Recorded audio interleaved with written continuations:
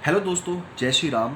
हिंदुस्तान और पाकिस्तान के बीच में जो युद्ध है वो धीरे धीरे बढ़ता जा रहा है और इस युद्ध में एक कहावत बहुत अच्छी तरह से निखर के आई है।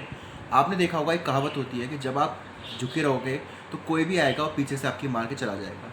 इंडिया ने कभी भी किसी भी युद्ध में किसी भी टीम को सपोर्ट नहीं किया, वो हमेशा न्यूट्रल रहा है। और पहले तो ये चीज़ें बड़ी अच्छी लगती हैं, लेकिन आज वही चीज़ इंडिया को परेशान कर रही है, क्योंकि पाकिस्तान एक तो इस्लामिक नेशन है, इसलिए जितने भी मुसलमान देश हैं वो इसके साथ ऑटोमेटिकली हो जाते हैं अपने मज़हब के लिए, क्योंकि मज़हब के लिए चाहे अच्छा हो चाहे बुरा हो वो साथ ही रहते हैं। तो इसी के ऊपर न्यूज़ निकल के आ रही है। अभी तक पाकिस्तान की तरफ से जो सबसे बड़ा हमला हुआ है इंडिया के ऊपर, वो हुआ है टर्किश ड्रोन से। और ये वही टर्की है जिसके यहाँ जब भूकंप आया था तो इंडिया ने अपनी सेना भेजी थी, अपनी तरफ से राशन भेजा था फ्री में, और वहाँ पर बचाव कार्य किया था। इसीलिए कहना चाहिए कि हमको अपने दोस्त और दुश्मन में फ़र्क समझना चाहिए, ताकि दुश्मन हमारे पीठ में खंजर ना घोंप सके। तो पाकिस्तान ने टर्किश 400 से 500 ड्रोन इंडिया की तरफ भेजे थे, इंडिया में ऐसी जगहों पर हमला करने के लिए जो कि जो गुरुद्वारे थे, हिंदू रिहायशी इलाके थे। और ये देखा जा रहा है कि आज भी वो ये धर्म के लिए लड़ रहा है, अपने मज़हब के लिए लड़ रहा है। किसी भी मुस्लिम पॉपुलेटेड एरिया में एक भी मिसाइल या ड्रोन हमला नहीं हुआ है।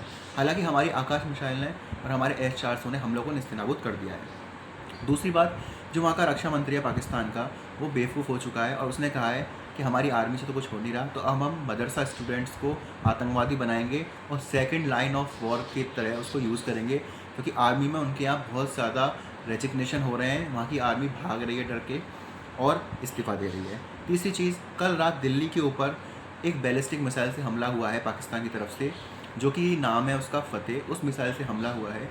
हालांकि हमारे S-400 ने और आकाश जो हमारे एयर डिफेंस है उसने उसको हरियाणा में मार के गिरा दिया था। इंडिया ने इसके रिटेलिएशन में पाकिस्तान के 4 जो कि एयर बेस हैं वहाँ पे हमला किया है, और चारों में जो उसके एयरफोर्स है उसको बहुत ज़्यादा नुकसान किया है। सबसे मज़ेदार बात जो है, इंडिया के ऊपर ये डर लग रहा था कि जब इंडिया इस वॉर में जा रही थी कि कहीं हमारे यहाँ 2.5 या 3.5 फ्रंट वॉर ना हो जाए। लेकिन मैं मेरे देश के मुसलमानों को सैल्यूट करता हूँ और उनके लिए बहुत थैंक्स बोलता हूँ कि भले ही हमारे बीच में कितना भी डिफरेंस है, कितने भी पाकिस्तान के झंडे, उनमें से कुछ गिने चुने जो कीटाणु हैं ना मुसलमानों में, जो गंदे मुसलमान हैं, वो पाकिस्तान का झंडा छुड़ा रहे हैं, पाकिस्तान के लिए हमला कर रहे हैं हिंदुओं के ऊपर। लेकिन मेजॉरिटी जो पॉपुलेशन है मुस्लिम की, वो इंडिया के साथ खड़ी दिख रही है। किसी भी जगह ऐसी न्यूज़ नहीं आई जहाँ इंडिया के खिलाफ उन्होंने कुछ किया हो, तो मैं उसके लिए आपको थैंक यू बोलता हूँ। पाकिस्तान में क्या हो रहा है, जो BLA है, जो कि वहाँ की बलोच लिबरेशन आर्मी है, जो बलोच के फ्रीडम फाइटर्स हैं, वो बलोच के 30 to 40% जो एरिया है, क्योंकि वहाँ से जो फोर्सेस हैं वो सारी इधर की साइड LOC की साइड ले आया पाकिस्तान।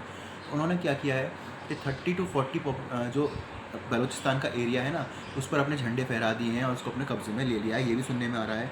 इसके अलावा भारत में जो कीटाणु हैं, कुछ ऐसे कीटाणु भारत में भी तो हैं जो मुझसे नो टू वॉर कह रहे हैं, क्योंकि उनको पता है कि अगर पाकिस्तान निस्ते-नाबूद हो गया ना तो उनकी कमाई बंद हो जाएगी और कहाँ वो रंडी नाच करेंगे। तो जो S-400 और राफेल के ख़िलाफ़ थे ना, आज उनके मुंह पर मिसाइल पाकिस्तान में गिर रही है, लेकिन दर्द उनके कलेजे में हो रहा है।